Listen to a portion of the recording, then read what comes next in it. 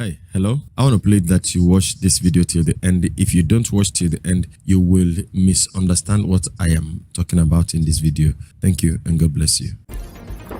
All right, good morning, good afternoon, good evening. This is the End Time Truth Television channel. We urge you to subscribe to the channel, activate the bell icon by selecting all so that the next time we upload a new video, you will be among the first persons to be notified by Google. I'll be seeing you in the next video. Till then, shalom.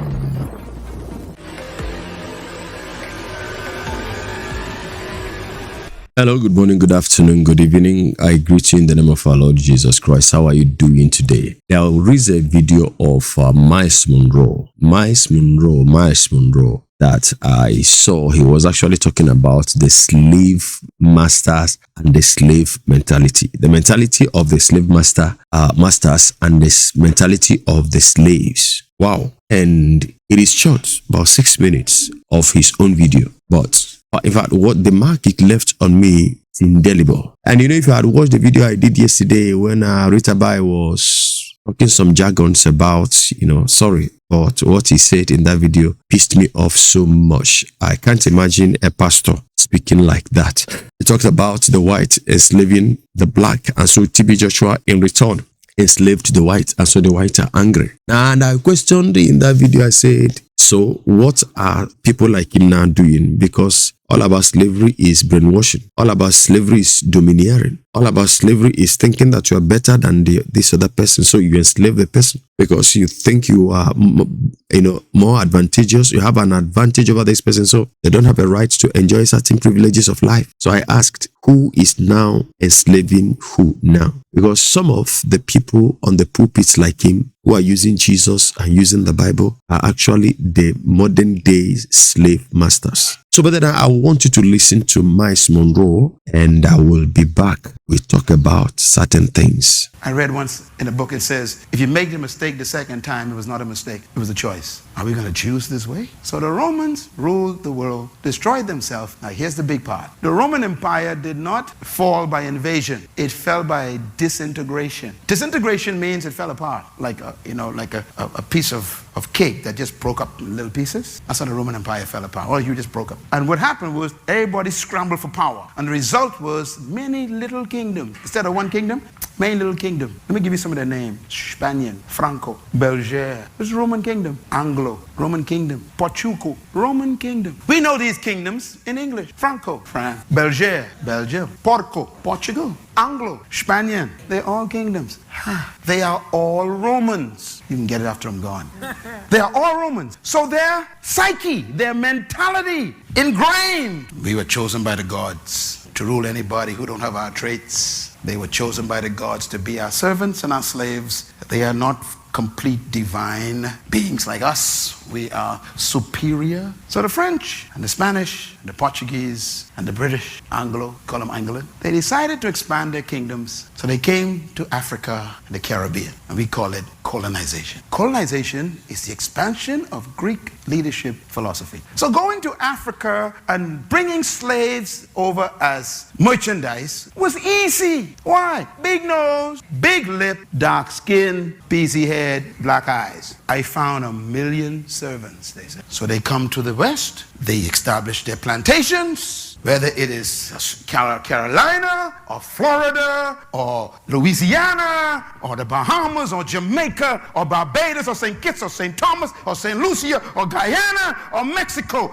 They had their plantations and they couldn't use the people they met here because they killed them out with disease. And so they went and found some divine slaves chosen by the gods to work the ground. And they brought them over on ships. And the first ones to bring them was the Portuguese. The Portuguese told the British, we found some people to work the farms. And the British said, where you got them from? They follow us. And they went to the west coast of Africa. And then the French found out. The French says, oh, let's go get some too. And then the Spanish says, oh, let's get some too. And everybody started dashing for divine slaves. Remember, divine means you were chosen by the God. It's not racism, it's leadership philosophy. That is in the psyche of the system. Oh, I am here, you are here, some of you of my pigmentation, and millions of us here in the region because of a leadership philosophy. That's how important leadership is. If the blind lead the blind. We were being led and they convinced you. Matter of fact, if you read the writings of the oppressor, they wrote things like this. They read the Bible on you. They said, now you must be good slaves. And they gave us Jesus. You wonder why, the black Muslims and people like that rose up? Because they even used Jesus as part of manipulation. Jesus said you must be nice slaves, and then you'll go to heaven. If you go to heaven, you'll get robe and shoes. You can't get them now because we ain't giving you none. But you get them and you get to heaven. So now so the slave in the farm starts singing, I got a shoe, massa, you got a shoe. All of God's children got a shoe, but I ain't gonna get mine until I go to heaven. I'll walk all over. See, in other words, you get yours now, massa.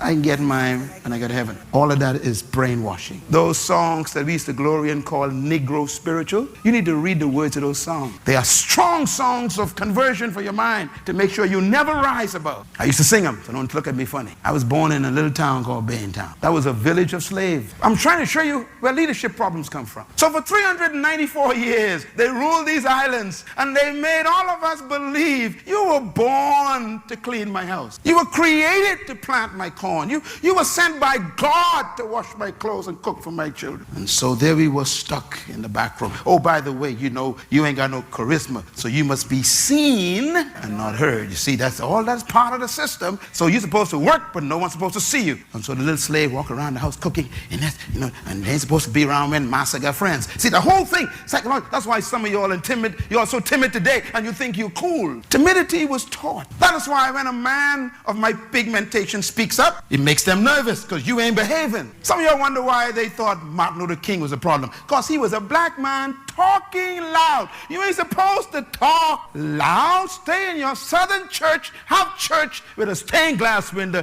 and shout by yourself. Don't come out here telling us we're wrong. That was the problem. It was a leadership problem. To tell Miss Rosa Parks that she's in the wrong seat was very natural for them. You don't understand. You say, prejudice, ain't no prejudice. This is the conditioning of the culture. You ain't supposed to sit here. Yeah, but I'm a human. You ain't no complete human. See? The gods told us where you're supposed to sit. In the back, they say. Divine assignment. I'm saying this for a reason. That is still here in the Bahamas. Yes. No matter how much school you go to, no matter how many degrees you get, no matter how much you think you know, when you come back, they tell you, you're just a smart slave. It's a leadership mentality. So now you know why Myles Munroe is angry. You see why I hate oppression? Because I got the truth. I love it. I love everybody. I like everybody. I like everybody. But don't you ever imagine you're better than me.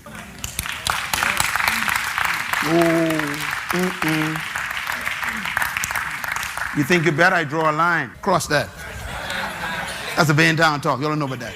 And if a fella draw a line, that means fight start. Tell your neighbor, ain't nobody better than me. Say it. Come on, say it like you believe it. I ain't convinced. Yeah, you go to work tomorrow, you tell them, wait a minute, I went to a meeting last night. Run into the truth. The Romans invaded the rest of the world with their philosophy. And now we have today, we are only 40 years old, and you think you're far from it. See the Filipinos? Same problem. The British took over there. First the Spanish took over, then the British came. So they had two armies. So the Filipinos got the same issue. Mental damage. And this is why when a Caribbean man wins a medal, it becomes a problem to the systems. What are you doing? Leadership problem. And that's how they define leadership. They defined it by these strange philosophies. And they still exist today. When I paid my house off, I'll never forget. I keep telling this story because I can't forget it. I walk into the bank to pay the last payment on my house. I own my house. And when I signed the paper, the guy says, read it first. It was the original document of that paper for that piece of property. I read the document, the original document. It says, this property is never to be sold to a Negro. That is in the conveyance document in the Bahamas. You hear me, young man? The house I live in was never supposed to be mine. It's in the document. It's a covenant, never to be sold to a Negro. My son and my daughter were with me. I said, I want you all to read that because I want you to remember that. Hello, you're welcome back. See, I will start from where he stopped. I'm going to speak few. The video said a lot. I want you to understand. I respect pastors. I respect the office of a pastor. I respect the office of leadership, both spiritual and physical leadership. So I give pastors their respect. I have pastors. I respect them.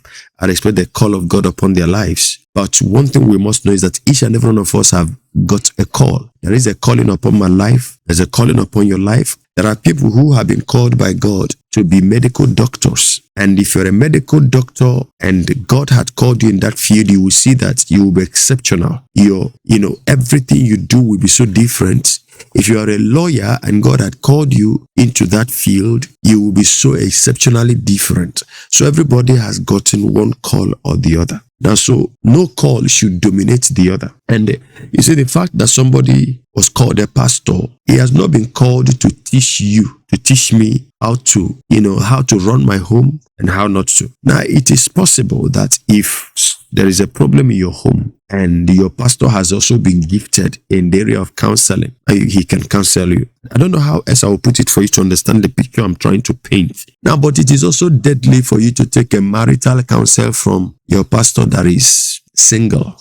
Listen, I know you come to tell me about the Spirit of God. The Spirit of God will give him ideas. You don't you have the Spirit of God? If the Spirit of God will tell a bachelor how you who are married should run your home, then it means you are void, you don't have anything, you are empty-headed. You don't have anything, you're not even born again. Because if you believe that the Spirit of God in him, in your pastor, would inspire him to tell you how to live with your wife, how to live with your husband.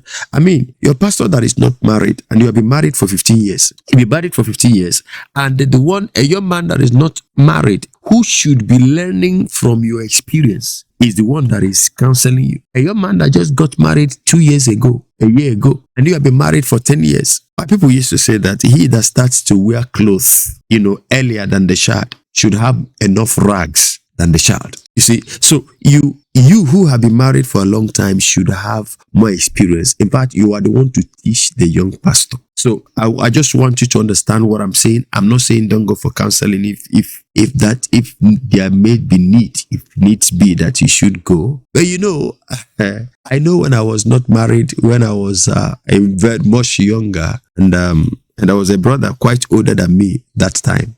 He was even a pastor in the church I was attending that time. But because I have this gift, I'm gifted amongst them. So I speak and even the elders listen. So when they discuss things, one of the days we were discussing about a problem he was having with his wife. He was naturally and normally was not supposed to discuss that with me because in fact I was still learning a job. So it wasn't, my years of me getting married was far. So, but when he finished talking, I felt like saying this and that and that and that. At the end of the day, he said, yes, what you said is true, but then wait until you get married. And that was the truth. That was the truth. You see, a white man, an engineer, he went to university. Now, but in this part of the world, in our own part of the world, there are so many engineers that they didn't attend schools. They learn the work manually. So the theoretic part of the job, they don't know it. So, but if you have gone to school and studied it, and there are some that have even gone to school, they only know theories, they don't know practical. So there was a white man who was brought in to supervise them. So the white man was giving the black man, the Nigerian guy, the theories from the book. So when he said the guy would do it, will operate it manually. It got to a point, there was the part of it that the guy told the man, theoretically, the guy brought out the tools and said, Oga, I beg now, bend down and do this thing you're saying. The white man looked and said, you learned the practical and I know the theory. So I tell you theoretically, you practice you do it practically. But I think that it must be balanced, both theory and practical. And sometimes you find out that theoretically it is easier, but practically it is enough hard work. So what I'm saying is that Myles Munroe said, never I can respect you. My opinion about you could be wonderful, but until you begin to think or make me feel that you're better than me, then you lose my respect. Now, all I'm saying here is that a lot of I just, finished a video where I talked about those that will use Psalm 105, to intimidate people and tell them the Bible says, touch not my anointed and do my prophet no harm. You lie. We all are anointed of God. We are all anointed of the Lord, and we have the Spirit of Christ. Now, I was talking about the slave master's mentality and the mentality of the slaves, and I find out that all these things work in a way because the slave masters had a way of brainwashing the slaves, making them feel that there are certain things that they slaves don't have entitlement to. They are not supposed to desire those things. They're not supposed to have good shoes, but then the masters should have it here on earth, but the slaves should have it in heaven. So now a lot of your pulpit bandits, those you call your spiritual fathers, see, I'm angry because I'm seeing so much. I've seen so much that, and unfortunately, there are so many slaves that love their chains, and they will defend these slave masters with their life. And you're telling them this is not biblical. They will tell you no. See, I was in a place and I asked, some youths around. The youths were jobless, lazing about in the church. And I called them and I said, in this ministry that you people are, who would you say is the number one family of this ministry? They mentioned the family of the pastor, the general overseer of that ministry. And I said to them, according to what you perceive in this ministry, in this church, if there is supposed to be a family that can say that they are the number one holy family, even though there is nothing like that, the holy family, the holiest family in this church, which family will you think? They mentioned the family of that, general overseer. I said, fine. Now, the children of the general overseer, are they also going to heaven? They said yes. And all of you are going to heaven? They said yes. The children of the general overseer, is there any one of them that didn't go to school, that is not a graduate? They said no. So why are you lazing about? Because you are living in church, you want to serve God in church, you are not useful to yourself,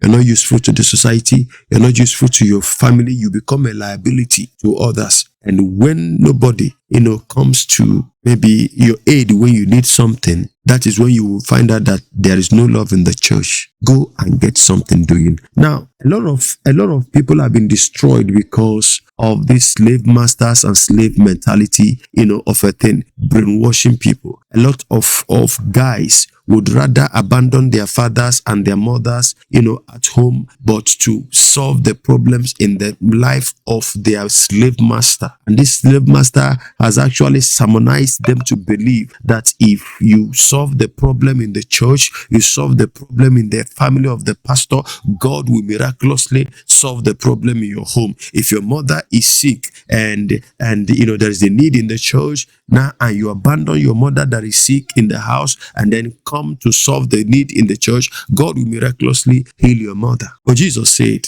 that is an evil. It is a dishonor to their parents, because these things have been there. They have been there. People in the Bible were supposed to help their parents. And then, the Pharisees of the time would tell them, well, if you can successfully tell your father that whatever you would have gotten from me, whatever would have gotten from me, I have unfortunately given it to God. They say you would avoid, the judgment of God. But that is not what the word of the Lord says. Matthew chapter 15, I read from verse 3. But he answered and said unto them, why do ye also transgress the commandments of God by your tradition? For God commanded, saying, honor thy father and thy mother, and he that curseth father or mother, let him die the death. But ye say, whosoever shall say to his father or his mother, it is a gift, by whatsoever thou mightest be profited by me, and honor not his father or his mother, he shall be free. Thus have ye made the commandment of God of none effect by your tradition. Listen, let me read that verse 5 with the Amplified Version. But you say, if anyone tells his father or mother, what you would have gained from me, that is the money and whatever I have that might be used for helping you, is already dedicated as a gift to God, then he is exempt and no longer under obligation to honor and help his father or his mother. So these things have been there for, as long as religion has existed. But Jesus, you see Jesus rebuking it, but they still tell it to you. See, you, listen to me now. If you sit down to take stock, calculate what you have given to your church, and take a list, put it side by side of what you have done for your mother, you would discover that you have been so terribly wicked to your mother and your father, that what you have done, what you have given to your parents all the years of your life compared to what you have given to your church, to your pastor within the space of 2, 3, 4, 5 years cannot, in fact, the difference is like the east to west. So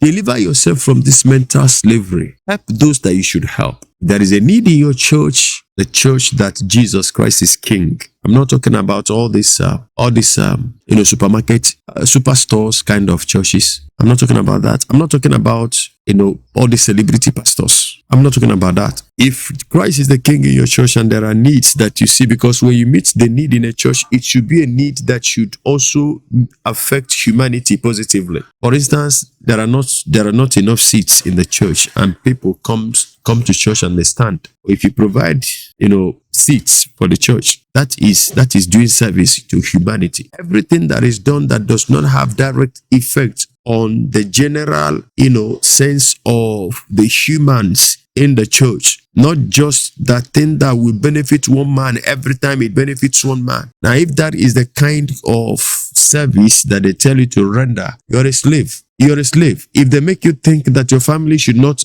gain anything from you now, but the church, the family of the pastor is only the pastor, you're a slave. I remember a pastor in those days, an evangelist that comes to, my former church in those days. It would come, and because I was also prominently available and all of the time, when you, the way they know that you love God is because you give all of the time. So when you stop giving, you no longer love God. Now, so I loved God according to their own explanation because I was giving. So it got to a point in time when the man traveled and his wife and children were starving. He called me and they said that I should please lend him 5,000 for the wife.